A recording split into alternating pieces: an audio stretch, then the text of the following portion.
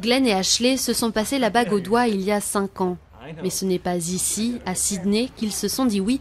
Ils ont dû se rendre de l'autre côté du monde, dans la ville natale d'Ashley, au Canada.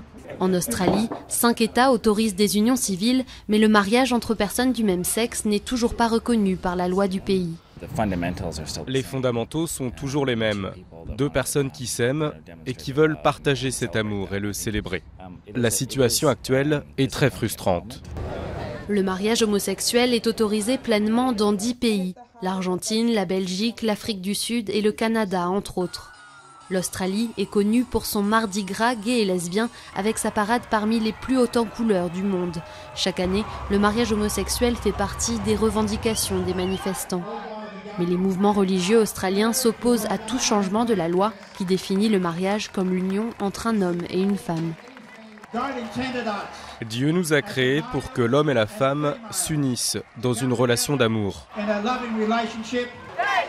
Pour le Parti travailliste au pouvoir, il devient de plus en plus difficile de continuer à s'opposer au mariage gay.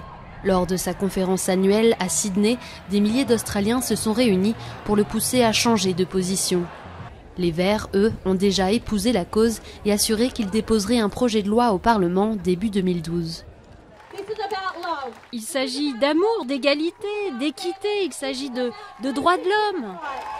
Quant au Parti travailliste, il s'est finalement prononcé pour le mariage homosexuel. Mais sa chef, la Première ministre Julia Gillard, elle-même opposée au mariage gay, a encouragé les députés à voter selon leur conscience. Cette décision rend incertaine l'issue des prochains votes sur le sujet. Une situation frustrante pour les gens comme Mia, en couple avec sa compagne depuis 12 ans.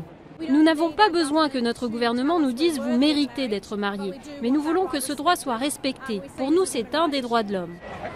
Un droit que ces hommes et femmes vont continuer à réclamer. La bataille australienne pour l'union des couples homosexuels est loin d'être finie.